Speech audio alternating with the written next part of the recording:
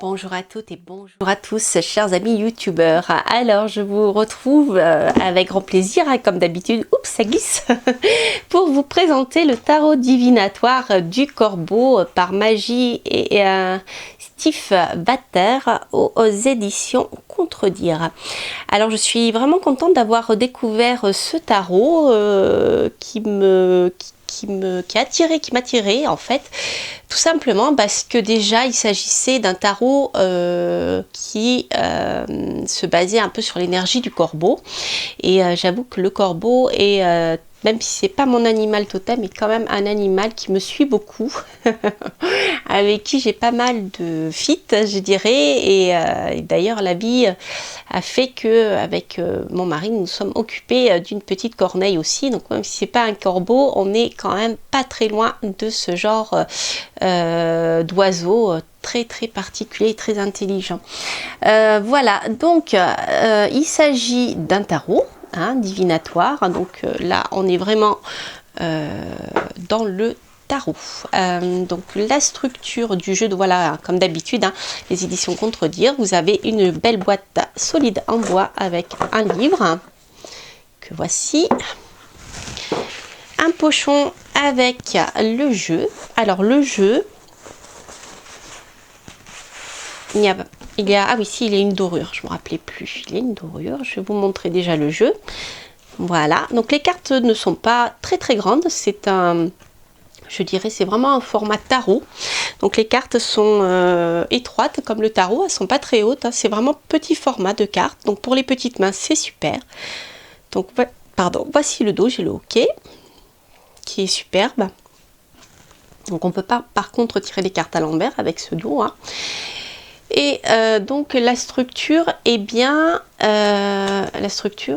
celle du tarot. Alors j'avais séparé les arcanes majeurs et mineurs. Donc voilà, ici vous avez les majeurs, là, et les mineurs. Alors c'est un tarot qui visuellement est très particulier parce que il ne respecte, je dirais pas les codes visuels du tarot habituel. Là on est vraiment avec le visuel, on est sur des choses, sur des concepts. Le concept est le même derrière, bien sûr, hein, comme c'est expliqué dans le livre. Simplement les visuels sont très différents. Et voilà, donc après il faut, je dirais, se laisser happer par la magie des images, et bien sûr il faut que les images vous parlent parce qu'elles sont vraiment particulières. Voilà, alors je vais vous montrer quelques arcanes majeures, les arcanes majeures, et puis quelques arcanes mineures, et puis je vous montrerai un petit peu ce que nous explique le livre, qui est, je trouve, très bien fait au niveau du sens du tarot. Alors, donc vous voyez ici, nous avons le diable, ok, donc on n'a pas voilà, les codes habituels, donc les numéros sont respectés. Alors je sais plus si on est dans le Marseille, la numérotation Marseille ou Rider-Waite, on va le voir. Voilà, vous voyez le fou, le mât, le battleur avec les éléments. Je crois que ce sont les signes qu'on retrouve au dos. La papesse. Vous voyez, on est vraiment très loin des codes habituels. L'impératrice.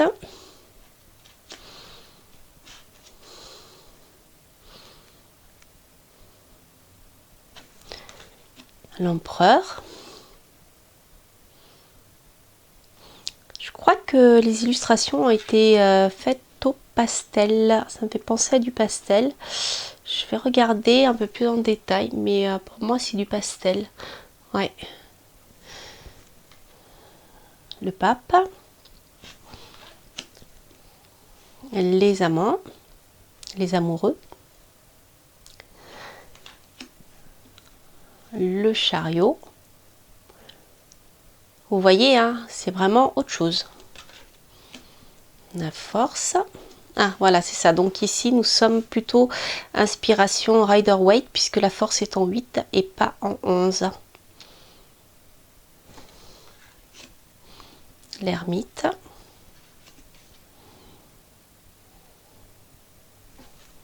Elles sont très belles, hein, les illustrations. Voilà. Alors après, il faut s'y plonger dedans, il faut rentrer dedans. La tour pour la maison Dieu. Hop. L'étoile.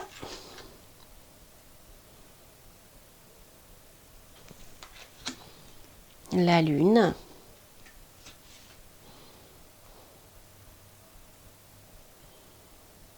Elle est belle. C'est la carte en fait du coffret. Le soleil.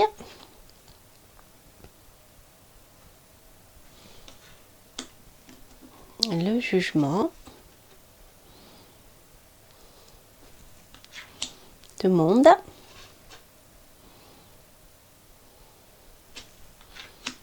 La justice en 11. Voilà. Dans le Marseille, elle est en 8 normalement.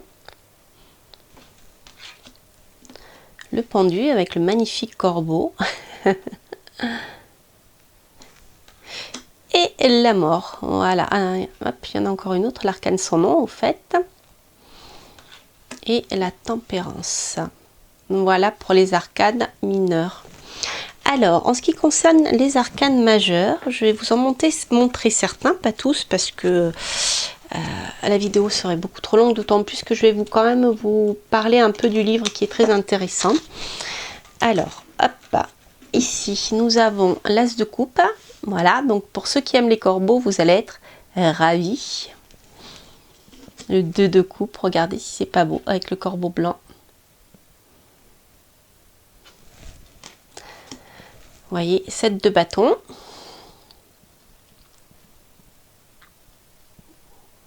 Donc, comme je vous dis, il faut, voilà, c'est pas un tarot avec lequel je commencerai. C'est-à-dire que c'est quand vous connaissez bien le tarot, le Marseille, le Rider, eh bien vous pouvez, si vous avez envie de changer de visuel, mais que vous connaissez bien la signification des lames et que le visuel vous parle, là vous pouvez y aller. Mais voilà, commencer avec, ça serait plus compliqué. Vous voyez, le 3 de coupe, c'est pareil là. Comme ça, c'est pas évident. Le 4 de coupe. Ils sont beaux ces corbeaux. Le 5 de coupe. Donc si vous aimez les corbeaux, vous serez servi. Alors je vais peut-être passer comme ça parce que j'ai peur. Voilà. Là, vous avez ici les deniers. Vous voyez le 4 de denier. Là on retrouve un peu plus. En fonction des cartes, on se rapproche un peu plus pour moi visuellement de la signification de base du tarot. Et parfois c'est un peu plus difficile à rentrer dedans. C'est vrai que le 6 de coupe, hein, au niveau du rêve, vous voyez, des souvenirs, c'est pas mal. On est bien dans l'histoire. Hop. Le 5 de denier. Le 6 pour la générosité. Hop, on va passer 8 d'épée. Là, c'est pas mal le fait de ne pas pouvoir bouger. Alors que vous voyez, le poignet est pas beaucoup tenu. C'est pas mal. 9 d'épée.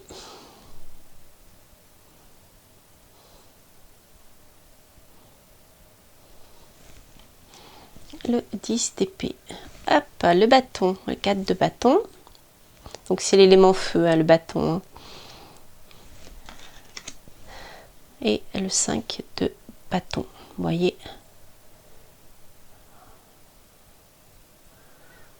Voilà, enfin, elles sont très belles. Hein. C'est des cartes vraiment, vraiment très jolies. Alors après, voilà, il faut rentrer dedans. Alors je vais regarder si ma caméra est bien... si tout avance bien, parce que comme elle me fait des misères des fois, je vais vérifier qu'il n'y ait pas de coupure. Hein. Sinon, eh bien, il faudra que je recommence. Ok, donc tout va bien. Alors, je vais vous présenter maintenant rapidement le livre, hein, qui est que je trouve très bien fait. Le voici. Hop. Voilà. Donc Donc c'est un livre que je trouve extrêmement bien fait, même si vous débutez en tarot, parce que je trouve que les lames sont expliquées de manière... enfin, elles sont vraiment bien expliquées. Voilà, alors je vais vous en lire une ou deux pour que vous vous rendriez compte de l'histoire. Alors on va prendre par exemple, voilà, le 5 de coupe. Donc le 5 de coupe, mot-clé, perte, solitude, tristesse, peine.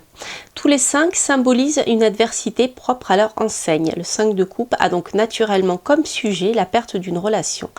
Cela peut être parfois soudain, inattendu, comme un ami qui déménage ou la mort d'un proche. C'est bizarre. Mais la plupart du temps, cette carte est douloureuse parce que vous avez vu cette séparation arriver, vous n'avez pas pu ou voulu l'arrêter. Vous êtes maintenant coincé dans une boucle infinie à vous demander si vous auriez pu améliorer ou à espérer que les autres voient leur erreur. Vous voyez, on est dans la séparation, mais si on le souhaite, on peut rentrer dans la partie psychologique. C'est-à-dire qu'on peut utiliser ce tarot en divination avec bien la perte. En effet, hein, si vous avez cette carte, par exemple, avec une carte qui va nous parler du travail, comme le chariot, et bien là, on peut imaginer qu'on a une perte au niveau du travail, même si c'est sentimental, hein, la coupe, d'accord. Et donc, vous voyez,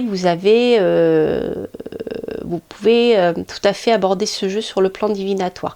Mais aussi, vous pouvez l'utiliser comme un oracle qui peut vous aider sur le plan du développement personnel. D'accord ? Donc là, on est... c'est pour ça que je trouve ce livre très bien fait. La perte n'est toutefois pas le message le plus important de cette coupe. Elle n'est pas un avertissement comme le 4 de coupe qui vous demande de changer votre façon d'agir. Non, le 5 de coupe apparaît quand vous êtes coincé dans le regret. Toutes vos pensées sont préoccupées par ce que vous avez perdu. Mais l'illustration de la carte suggère une solution. Bien que les plumes symbolisent la relation perdue, remarquez qu'il y a toujours un ami qui attend à côté. Relevez vos yeux du passé, regardez vers le futur à la place. Soyez reconnaissant pour ce que vous avez plutôt que de pleurer sur ce que vous avez perdu et continuez d'avancer. Donc vous voyez, voilà, je trouve que ce jeu est intéressant le livre est très intéressant parce qu'il aborde à la fois bien la partie, je dirais, divinatoire. Bon, voilà, on a une séparation, une rupture, la perte de quelqu'un, hein, mais derrière il y a autre chose.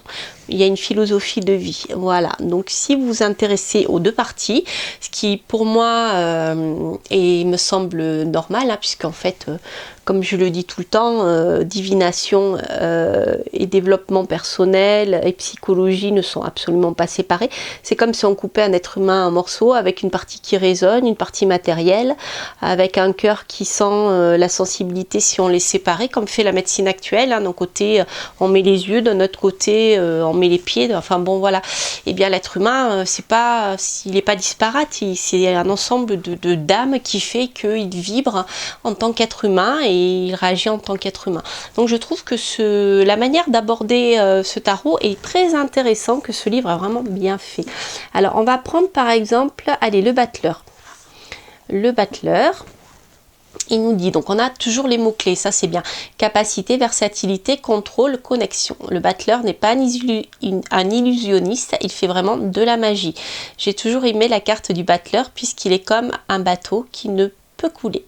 On ne peut rester abattu si l'on est capable de se construire constamment. L'illustration sur la carte montre une main tatouée avec tous les symboles du jeu de tarot, car les dons du battleur sont présents dans toutes les enseignes.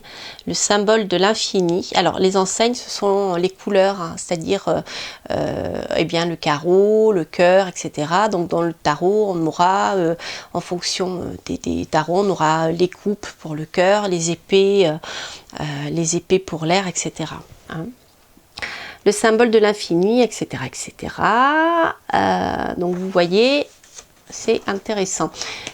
Et après, vous avez la partie, je dirais, un peu plus psychologique, développement personnel. Peu importe en qui ou en quoi vous croyez, le battleur en est le maître.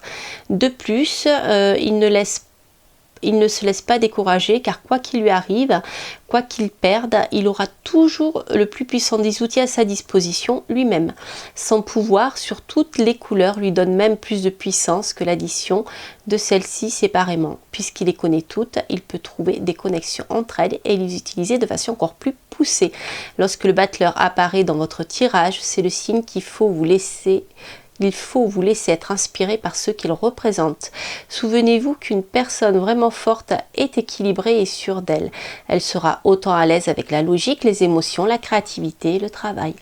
Le battleur vous indique que cela est réalisable si vous vous souvenez que vos possibilités dépassent votre corps physique. Voilà, qu'est-ce que je disais, hein? Voilà, donc vous voyez, c'est vraiment, je trouve, le livre et donc bien sûr le jeu est très intéressant par ses illustrations, mais je trouve que le livre est à lui seul un très bon livre de tarot pour l'appréhender un peu d'une autre manière qu'on peut le voir habituellement. D'ailleurs, vous pourrez retrouver sur ma chaîne YouTube, je vous ai fait un vlog sur des livres de tarot que je vous conseille pour pouvoir débuter et approfondir le tarot. Et bien, je pense que ce jeu pourrait faire partie du vlog parce qu'il aborde aussi les choses avec d'autres mots qui sont les mots de l'auteur et que je trouve vraiment intéressants. Ensuite, donc bien sûr au départ vous avez une introduction, je vous laisse le plaisir de le découvrir, la présentation des arcanes majeurs, des arcanes mineurs bien sûr, ça c'est intéressant surtout si vous débutez en tarot d'avoir ces clés là avant de vous lancer. Donc les figures, les cycles. Donc les cycles, ça c'est intéressant, numérologie. Alors, les essentiels, c'est comment faire pour tirer les cartes. Alors c'est intéressant, il dit cogner le paquet de cartes. On m'a toujours dit de faire cogner le jeu par le demandeur, la personne à qui la lecture est faite. Au début d'une lecture afin de chasser l'énergie de la lecture précédente. J'aime ce rituel, j'ai l'impression de toquer à la porte de la sagesse, je suis prête. Je trouve ça génial. Enfin, la manière dont c'est abordé, je trouve ça vraiment super. Ensuite, les tirages. Voilà, un tirage carte unique à 3 cartes, à 10 cartes.